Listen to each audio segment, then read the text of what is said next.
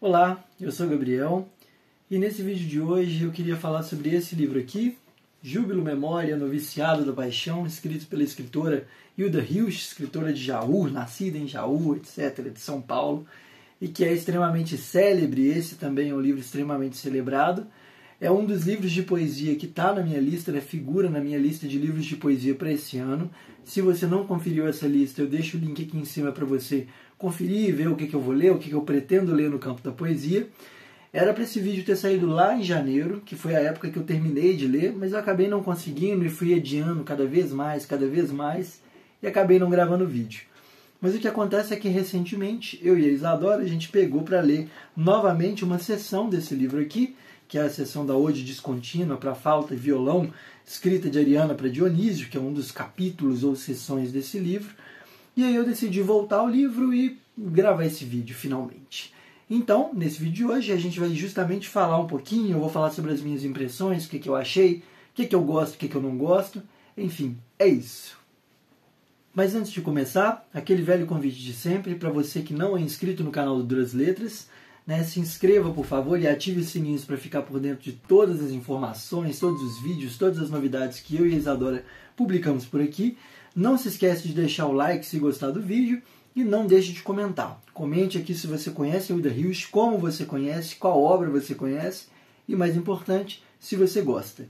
Isso é muito importante para a gente, os comentários são o que eu e a Isadora procuramos aqui. É a nossa forma de entrar em contato com vocês e saber o que acontece aí na cabeça de vocês nesse mundo literário. Dito isso, feito o convite, vamos ao nosso vídeo. Para começar, eu acho muito importante falar, comentar um pouco sobre a época que esse livro é publicado. Esse livro da Hilda Hilst, o Júbilo Memória, ele foi publicado em 1974, se não me engano, se não falha a memória. E eu acho que o que é mais importante com relação a essa data é que esse livro vem antes da consagração da escritora como uma escritora pornográfica.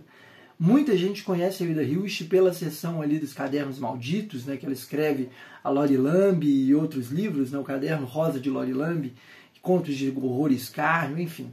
Ela tem uma trilogia de obras que ficou consagrada por ter uma escrita pornográfica, e ela mesma, na sua ousadia, na personagem que ela gostava de adotar para si mesma no campo da literatura e tal, ela se posicionava dessa forma, de que ela começou a escrever literatura rebaixada, porque ela não era lida. E isso é um detalhe muito interessante, que de fato tem um momento aí de dificuldade de entrada da lírica da Hilda Hilst na nossa tradição literária. O que fez com que ela, supostamente, isso é a visão que ela mesma oferece, mas a gente não tem como confirmar com certeza, mas o que a levou a escrever essa série de literatura pornográfica. Porque uma vez que ela fosse lida como escritora pop, pornográfica e pop, ela poderia ser também consagrada nas suas obras antigas, entre elas o Júbilo Memória, Noviciado da Paixão.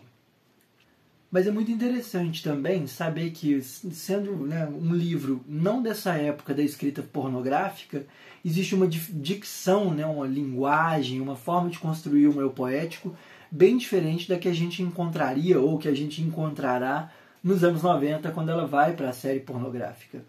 Na verdade, da prosa de Hilda Hilst, eu nunca me desafiei a ler a literatura pornográfica dessa escritora.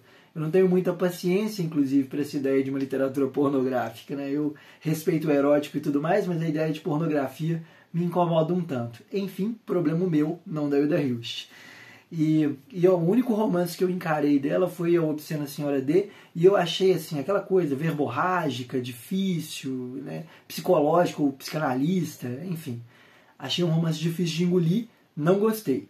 Porém, o Júbilo Memória, Noviciado da Paixão é um dos livros de poesia que eu mais admiro, acho lindíssimo. Acho que isso aqui é de uma fineza, de uma agudeza no trabalho com a palavra poética, e vem num momento do Brasil e da história, da tradição da poesia brasileira, que é justamente a virada dos anos 70, em que a geração marginal, a contracultura, o desbunde, tudo isso estava em voga, estava na crista da onda.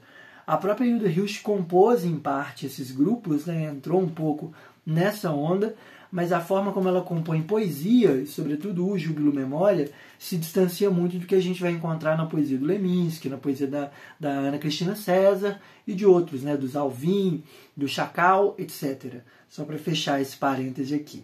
é uma dicção diferente, por quê? Porque está justamente lidando com uma tradição altissonante, né? Algo, uma espécie de conversa com Deus, né? Se a gente quiser usar uma metáfora aqui. Existe uma poesia escrita aqui pela Hilda Hilst que está conversando com a altura, né? Uma coisa muito grandiloquente e lidando com um sentimento enorme que é o amor. Esse livro ele é dividido em algumas sessões, assim, tem sessões longas e cada sessão tem uma série de poemas que não tem título, né? Os poemas, na verdade, recebem números. Então, dentro de uma sessão, é como se cada sessão fosse um longo poema dividido em partes, dividido em capítulos, se a gente quiser. Então, a gente vai ter a primeira, 10 chamamentos ao amigo, o poeta inventa viagem, retorno e sofre de saudade, moderato cantabile, ou cantabile, ode descontínua e remota para flauta e oboé, de Ariana para Dionísio, que foi o que eu comentei, prelúdios intensos para os desmemoriados do amor, áreas pequenas para bandolim, poemas aos homens do nosso tempo. São todas aí as séries do livro. Essas séries quase todas falam sobre o tema do amor, né? O amor é protagonista aqui. E a gente vai ter o que é muito interessante, é um eu lírico feminino, sobretudo. Na maior parte dos poemas aqui, a voz poética, a voz do texto é a voz de uma mulher, é uma voz feminina que emula uma feminilidade e que se endereça para dois sujeitos principais, né, ao longo do livro, que são o Túlio e, durante uma sessão, Dionísio. Tanto que o último poema do livro faz remissão a esse endereçamento, a essas duas figuras centrais. Mas para sair um pouco desses detalhes técnicos que eu posso ficar dando aqui, né, detalhe técnico atrás de técnico, falar o tipo de fonte, o tipo de papel, etc., vamos para a leitura dos poemas. Eu queria ler algumas das coisas, alguns dos poemas que são os meus favoritos, que eu acho maravilhosos assim e tal. E para começar, claro, o primeiro poema do livro. É sempre importante para mim ler o primeiro poema e ler de uma forma muito atenta, né? Eu costumo fazer uma leitura muito rigorosa do primeiro e do último poema do livro, já que são a porta de entrada e a porta de saída da obra. O primeiro poema ele vai estar justamente na primeira sessão, que são os 10 chamamentos ao amigo. E é impressionante que essa 10 chamamentos ao amigo já abre com uma epígrafe da Sylvia Plath, que é Love, Love, My Season, né? Amor, amor, minha estação. Enfim, o primeiro poema diz: se te pareço noturna e imperfeita, olha-me de novo. Porque esta noite olhei-me a mim como se tu me olhasses, e era como se a água desejasse escapar de sua casa, que é o rio, e deslizando apenas, nem tocar a margem. Te olhei, e há tanto tempo entendo que sou terra, há tanto tempo espero que o teu corpo de água mais fraterno se estenda sobre o meu.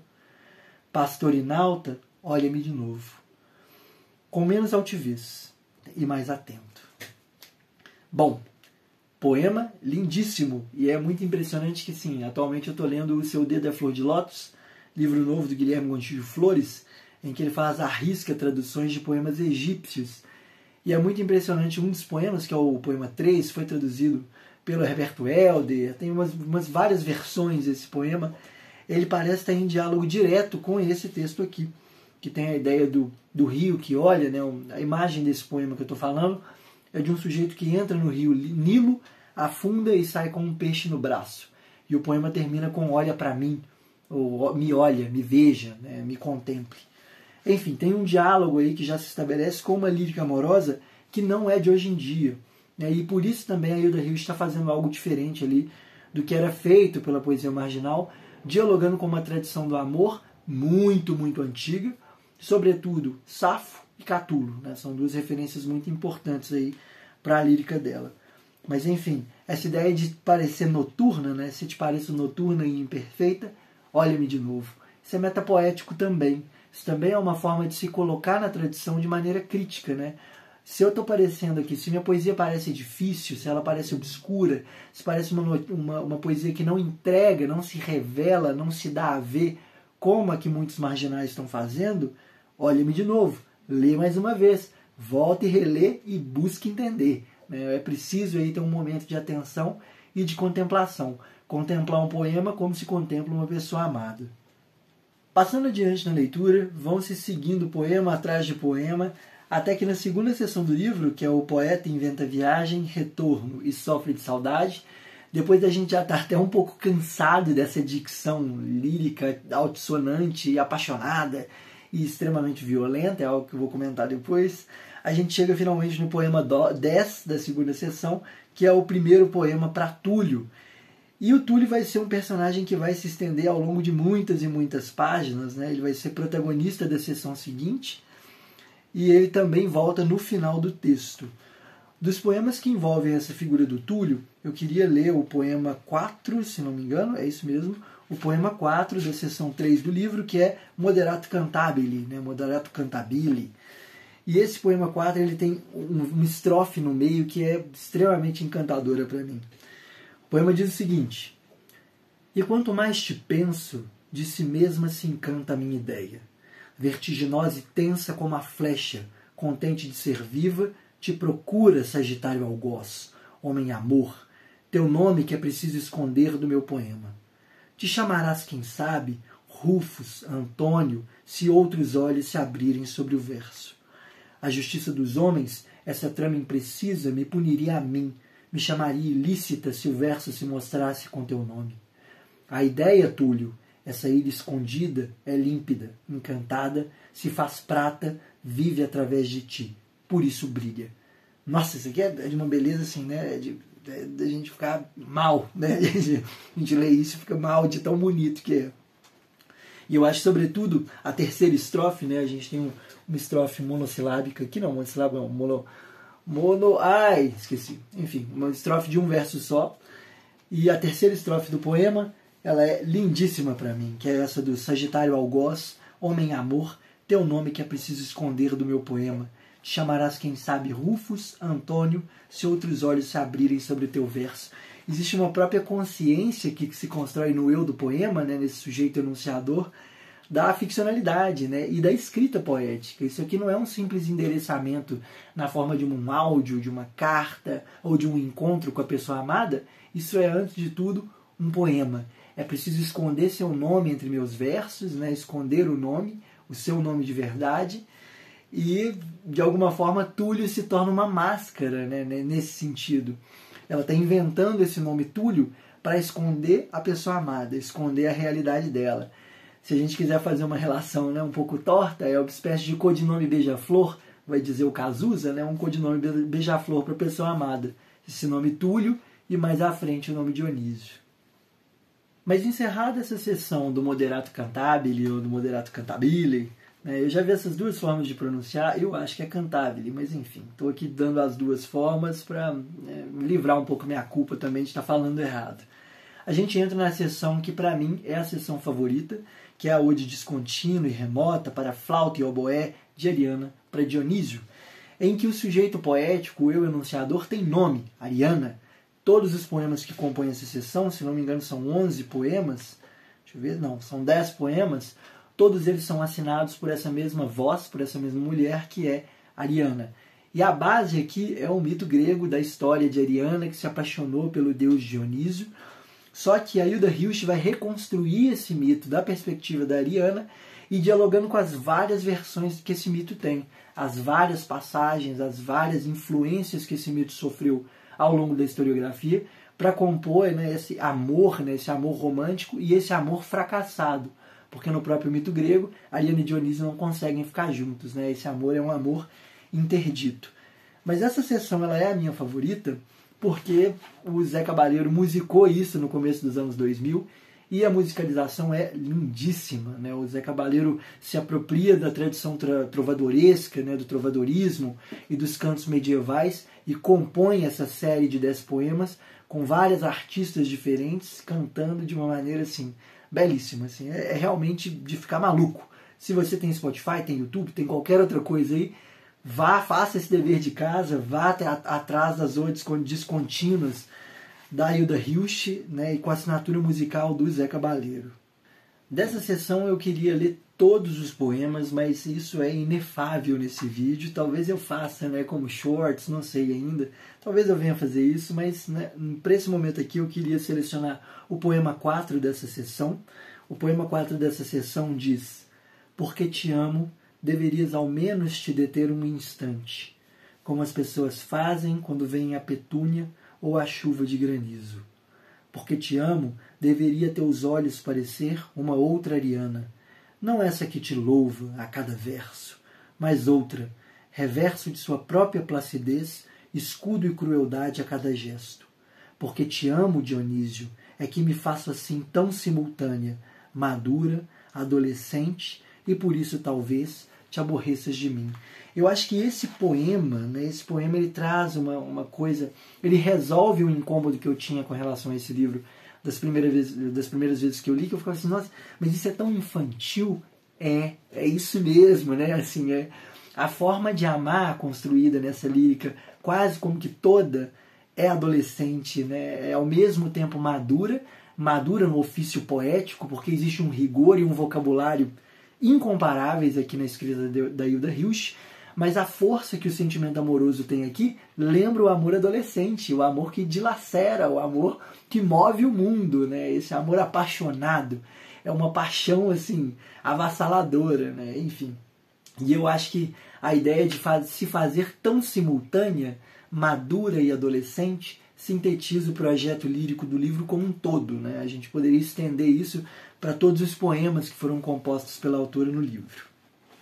Agora, dando um passo atrás, eu queria voltar para o poema primeiro desse mesmo livro, né? Dessa mesma sessão, quer dizer, das odes de Ariana para Dionísio, né? As odes de Ariana para Dionísio, porque eu acho que tem outra ideia que é muito importante para esse livro nesse primeiro poema.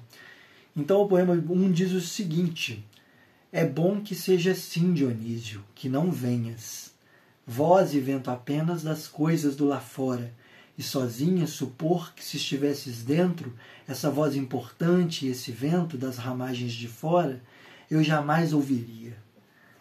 Atento, meu ouvido escutaria o sumo do teu canto. Que não venhas, Dionísio, porque é melhor sonhar tua rudeza e sorver reconquistada a cada noite, pensando, amanhã sim virá. E o tempo de amanhã será riqueza. A cada noite, eu, Ariana, preparando aroma e corpo, e o verso a cada noite se fazendo de tua sábia ausência. O que tem de tão forte e importante para o livro como um todo nesse poema? A tensão entre realização e ideia. O amor idealizado, que é o amor violento, esse amor impossível de Ariana para Dionísio, que é também o amor atúlio, que não pode se realizar, está interdito também, faz com que esse sujeito amado seja um deus, seja uma divindade, seja Dionísio. A gente tem justamente a passagem de Túlio para Dionísio, né? É maravilhoso, isso assim é incrível. E a realização da ideia, ela é 2 vezes mais forte quando Dionísio não vem. Então, quando Dionísio não vem, é que o verso vai se elaborando, é que a gente vai remoendo esse amor. Quem sofreu de amor sabe muito bem do que a Hilda Hilst está falando, viu? Por último, dando sequência a essa lista de leituras, eu queria ler só mais um poema, e não é o último poema do livro. Na verdade, é o poema 5, que nesse livro ele está numa posição muito engraçada, é o poema 5 da sessão seguinte, que é a sessão Prelúdios Intensos para os Desmemoriados do Amor. O poema 5 dessa sessão ele tem uma coisa muito interessante porque ele antecipa a última sessão do livro, que é uma série de poemas dedicados, né, poemas que a Hilda Hilst escreveu para outras pessoas e que tem um caráter político muito mais forte. Né? É uma mudança de chave do amor violento, do amor intenso desse sujeito idealizado para uma chave mais política, né, uma visão mais ligada ali à esfera política. Lembrando que o livro é publicado em 74, né, que é a época da ditadura militar, ainda ali no finalzinho dos anos de chumbo, né, do período do Garrastazu Médici. Enfim, poema 5 diz o seguinte: aos amantes é lícito a voz desvanecida. Quando acordares, um só murmure sobre o teu ouvido: ama-me. Alguém dentro de mim dirá: não é tempo, senhora. Recolhe tuas papoulas, teus narcisos. Não vês que sobre o muro dos mortos a garganta do mundo ronda escurecida? Não é tempo, senhora. Ave, moinho e vento num vórtice de sombra. Podes cantar de amor quando tudo anoitece? Antes, lamenta essa teia de seda que a garganta tece. Ama-me, desvaneço e suplico. Aos amantes é lícito vertigens e pedidos. E é tão grande a minha fome, tão intenso meu canto, tão flamante meu pleclaro tecido, que o mundo inteiro, amor, há de cantar comigo. Aqui tem uma tensão clara entre uma esfera do político e uma esfera do amor, Como Cantar de Amor em Tempos Sombrios, né? Ou tem um verso célebre, muito célebre, do poeta alemão Hölderlin, né? E o Hölderlin diz, né, para que poemas em tempos de barbárie? E a Hilda Hilst está relendo essa mesma frase, essa mesma estrofe do Hölderlin, para que poemas em tempos de barbárie, e colocando isso numa tensão entre o político e o amor. E isso vai justamente antecipar a última seção do livro. Eu não entendo muito bem qual que é o lugar disso aqui dentro do livro, nessa seção política, sobretudo. Para mim ela está um pouco fora de lugar, mas de qualquer forma os poemas são muito bonitos, eles funcionam. E eu acho que é uma forma aqui da própria Hilda Hilst se livrar um pouco desse alheamento da esfera política do tempo dela, né, do que estava acontecendo ali enquanto ela compõe esses poemas de amor gigantescos. Com toda certeza, eu teria mais algumas coisas para comentar, mostrar outros poemas que eu gostei muito dentro desse livro, mas esse vídeo vai ficando por aqui. Eu não quero também alongar demais essa discussão, porque realmente o bom de livros de poema, né, como esse, né, como o Júbilo Memória, é que eles são infinitos. Então, a cada mês você volta nele e encontra uma coisa nova, um novo verso, uma nova beleza, entende um poema que você não tinha entendido antes. A leitura de poesia, como costuma dizer um professor lá da Faculdade de Letras, Sérgio Alcides, não existe leitura de poesia, existe releitura de poesia, né? A gente está sempre nesse processo de reler, de voltar a um texto que a gente já conheceu e já se encontrou com ele. E por isso mesmo, eu não vou fazer essa leitura toda. Talvez saia um próximo vídeo daqui uns anos, daqui um tempo, sobre esse mesmo livro, chamando a atenção para outras coisas, mudando um pouco a perspectiva. Mas no momento eu sou um apaixonado pela lírica da Hilda Hilst de 74, pelo Júbilo Memória, está entre os livros mais bonitos de poesia que eu já li brasileiros. Mas de qualquer forma isso pode mudar, como eu disse. E como eu disse também, o vídeo vai ficando por aqui. Peço mais uma vez que se você não é inscrito no canal do Duras Letras, se inscreva, né, para receber as notificações, ative o sininho para ficar por dentro do que eu e a Isadora postamos aqui. Deixe o like se gostou e não se esqueça de comentar. Comente quais são os seus poemas favoritos, quais são as suas seções do livro que são as seções favoritas, e se você já leu a Hilda Hilst, que eu não comentei aqui, que é a Hilda Hilst pornográfica. Dito isso, feito esse convite para o comentário e para todas as outras coisas, o vídeo vai se encerrando e até o próximo.